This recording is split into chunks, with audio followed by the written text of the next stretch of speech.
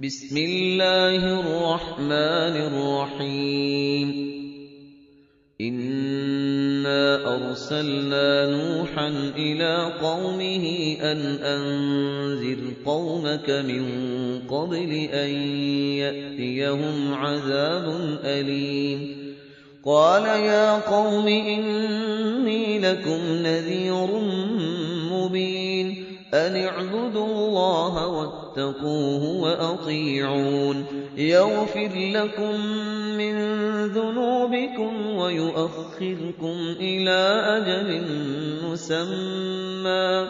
إن أجل الله إذا جاء لا يؤخر لو كنتم تعلمون قال رب إني دعوت قومي ليلا ونهارا فلم يزدهم دعائي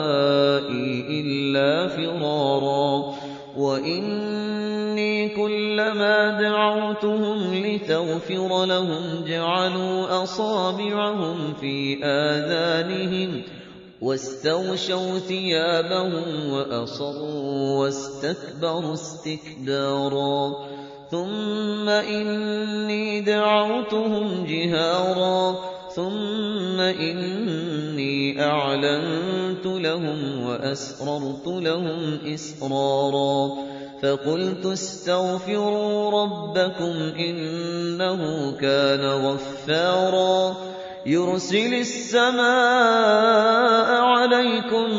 مدرارا ويمددكم بأموال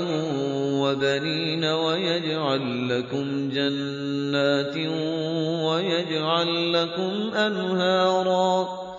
ما لكم لا ترجون لله وقارا وقد خلقكم أطوارا ألم تروا كيف خلق الله 7 سماوات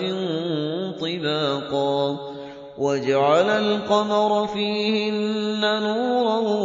وجعل الشمس سراجا والله أنبتكم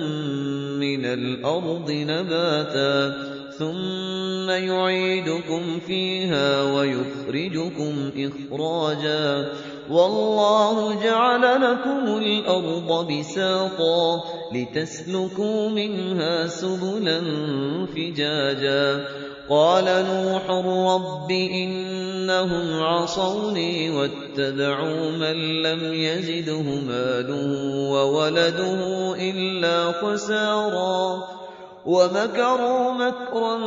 كبارا وقالوا لا تذرن آلهتكم ولا تذرن ودا ولا سواعا